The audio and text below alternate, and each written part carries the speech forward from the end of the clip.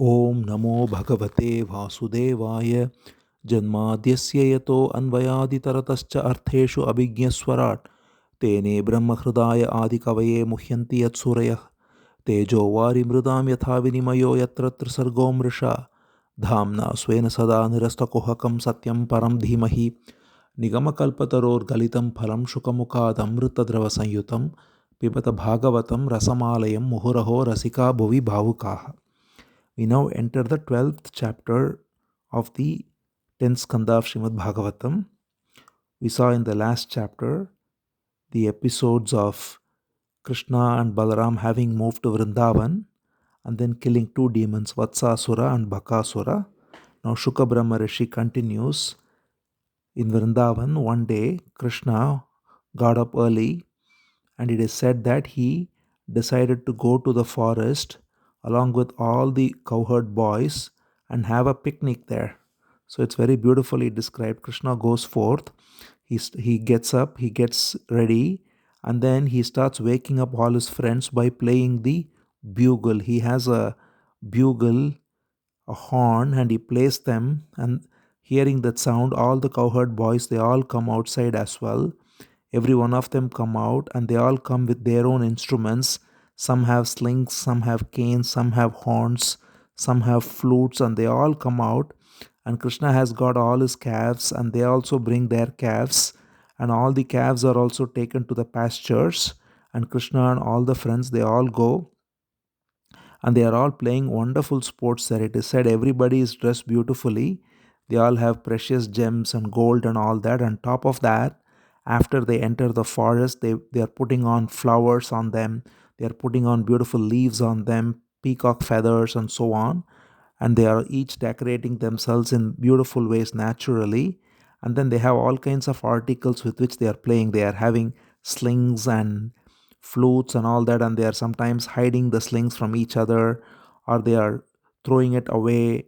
And then sometimes Krishna, when he is watching the beautiful splendor of nature, they would just go fast to go and touch him, and they would have a race on who goes and touches Krishna first, and they would all take great delight in embracing him, and they would play their flutes, they would blow their horns. So this was a beautiful picnic. So Krishna, with all these cowherd boys, had such wonderful sports that these cowherd boys were so fortunate to engage in such intimate sports. So it is said that they will all play on various musical instruments, and then some would just sing like the bees. There are bees humming there, and they would imitate the bees and they would also hum. Some would imitate the cuckoos and make sweet notes, and then they would run fast. Sometimes, when there is a bird flying in the sky and there is a shadow on the ground, they would have a race with the shadow. So, sometimes there are swans walking on the river bank and they would walk gracefully, just like imitating the swans. And sometimes they would find peacocks dancing and they would go next to them and dance. So, these boys were just having such beautiful sports which are so healthy for children in general to play in nature like this, and especially because they are in the divine company of Bhagavan himself, they are enjoying to the utmost. They would climb the trees with monkeys, they would jump like the monkeys from one branch to another. Some would dive into rivers, some would swim in the river, and they would also look at their own reflection and they would just talk to it or play with it. And then sometimes they would just have different competitions between them, different kinds of sports between them. So in this way it is said that every one of them was able to play with Krishna. So Shuka Brahma Rishi says Krishna, who is Satchit Ananda, pure existence, pure consciousness, and pure bliss, here is just a beautiful human child in the eyes of all of these Gopas, that is the cowherd boys, who have embraced him as their dear friend due to the effect of the blessed Yoga Maya. It is said here, Ittam Satam Brahma Sukhanubhutya Dasyam Gatanam Paradaivatena Maya Shritanam Naradarakena Sakam Vijaknuhu Krita Punya Punjaha. So, Paradaivata means the Supreme Lord. So, those who look upon him as pure consciousness see him as the Supreme Lord, And yet, because of the grace of Yogamaya, these boys did not have any such reverence. They just saw him as their dearest friend, and they engaged in all these wonderful sports with Krishna. Therefore, Shukra Brahmarishi says, how can we even talk about the luck of these great inhabitants of Vrindavan, all these boys, all these girls, all the men, women, every one of them had such intimate association with Krishna, it is said, who cannot even be realized by the greatest yogis, even after long, long years of penance and austerities and so on. So it is said that is the great fortune of these companions of Vrindavan, that before which even the greatest yogis pale in comparison. Then Shuka Brahmarishi now continues, as they were having this beautiful picnic that day, suddenly a demon called Aghasura comes there. So every time we see that as Krishna is playing with these boys, some demon comes forth, and just as said before, moths coming to flame, these demons come thinking they can devour Krishna, but they get devoured by him. But in the process, they get liberated also, which is a blessing for them. So, this Aghasura comes, he looks at the sight of all these boys having great sport, and he is actually the brother of both Putana and Bakasura. We saw Putana, the lady who came first when Krishna was a little newly born infant, and she tried to feed him breast milk with poison mixed, and she instead got killed. And then we saw Bakasura, who came in the form of a huge crane and whose beaks were torn apart by Krishna. So both of them were siblings, and their elder sibling is Aghasura. And therefore, it is said that Aghasura came there and he decided that I need to take revenge for my brother and sister, and I need to avenge it. And therefore, I will kill this little boy. And when he is killed, all of Vrindavan will itself be in great lifeless situation, because he is the life of everyone in Vrindavan. And therefore, I will kill him and thereby put entire Vrindavan in gloom. So saying thus, thinking thus, he spreads himself. He is a huge, takes the form of a huge python, and as a python, he rests there like a huge mountain. He takes the form of a long, it is said, a 8 mile long python, and he makes his form so big that it looks like it's a mountain cave when he opens his mouth. So he opens his mouth wide. So he is a 8 mile long python, and therefore his mouth itself is so huge. And when he opens his mouth wide, it is looking like a huge entrance to a cave. So he opens his mouth wide, his lower jaw is on the ground, on the earth, and his upper jaw is way above, and therefore it looks like a cave. And it is said the inside is looking so dark, and his tongue is looking like a road that goes inside the cave. So the whole thing looks like a beautiful cave which can be explored in the forests of Vrindavan. And in this way, he sits there waiting for these boys to come. And sure enough, all the boys make their way playing there. Krishna is way behind. And these boys who are all in the front, they talk to each other and they say, look, there's a beautiful cave here. We should go inside and explore. And then what's amazing is they all start comparing the cave with a python.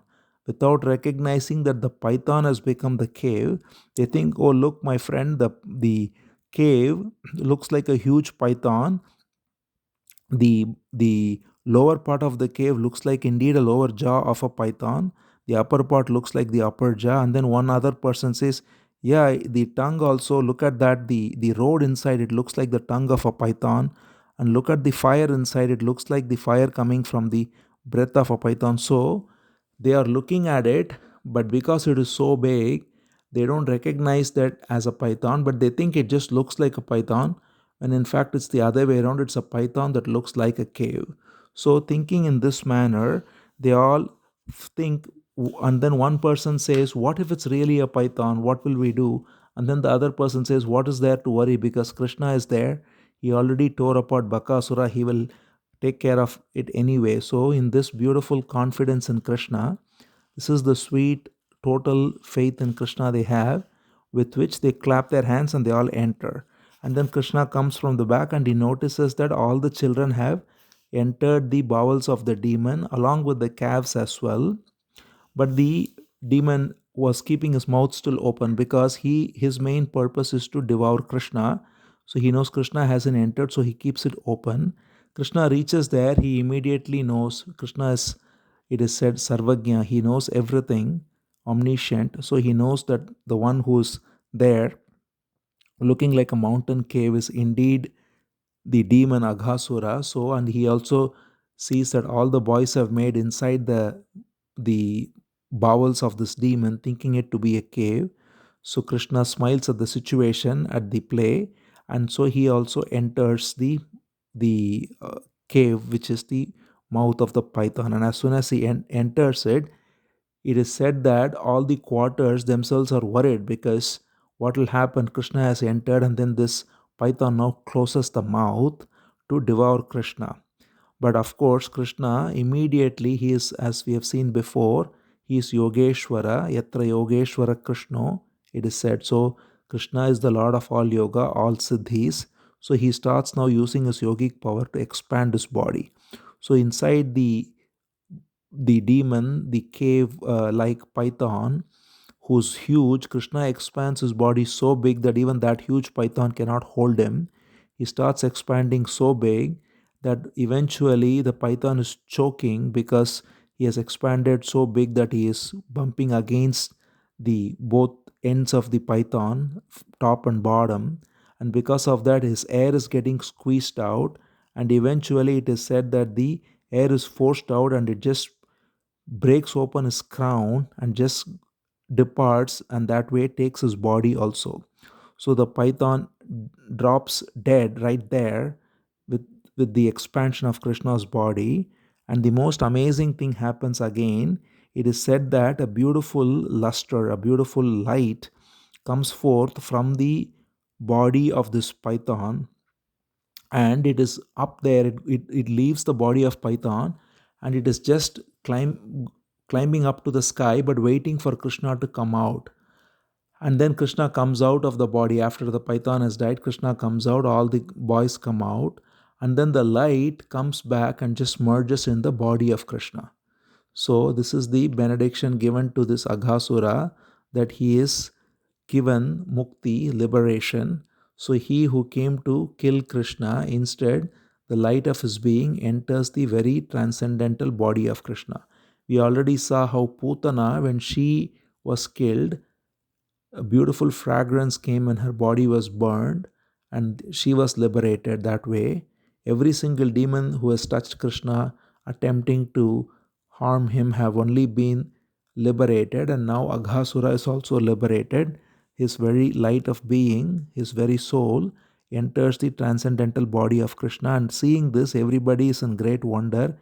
It is said that all the quarters are celebrating, the Gandharvas, the Apsaras, they are all celebrating. And it is said that Brahma himself comes down looking at this great glory. This is such a wonderful, unique glory that Brahma himself comes down. And it is said that this skin of this python remained there and people would play there. So, because this became an 8-mile long cave now permanently, the body, it remained as a beautiful place for the children to play after that. And finally, Shuka Brahma Rishi says something very mysterious. He says, all of this happened in the 5th year of Krishna's life. So Krishna is 5 years old now. That's all he is. He was, as we saw in Gokul, a little baby. And then they left Gokul, came to Vrindavan. They grew up to be boys. And now he's a 5-year-old boy. And as a 5-year-old boy, he has done this wonderful pastime. But Shuka Brahman says that this pastime was recounted in the 6th year, 1 year later, by the boys to the cowherd men and women, as if it happened the same day. So he says that, and he says, what is the wonder that Aghasura was liberated? Everyone who comes in contact with Krishna, even if they come with the intent of harming him, they are only liberated. What to speak of then people who actually love Krishna? So Aghasura, Putana, Bakasura, Trinavrata, Vatsasura, all of them were liberated by the physical contact with Krishna, even though their intent was to harm him. So Shuka Brahman says, If that is the case with these demons, then what to speak of those who even think of him with love even once, he says. Just thinking of him once is enough to have the benediction of liberation, of pure transcendent bliss. So, having said this, he stops, and then Parikshit now asks a question. So, Parikshit is, of course, very happy to hear the story, but he is also mystified by that one statement that Shuka Brahma Rishi says in the end, where he said that this happened in the 5th year, but this was related to the cowherd men and women only 1 year later in the 6th year. So Parikshit asks the question, how is this possible? Something happens when Krishna is 5 years old and they narrate it only when they are 6, and as if it happened the same day. First of all, they would never forget it and they're not going to wait for 1 year to narrate it.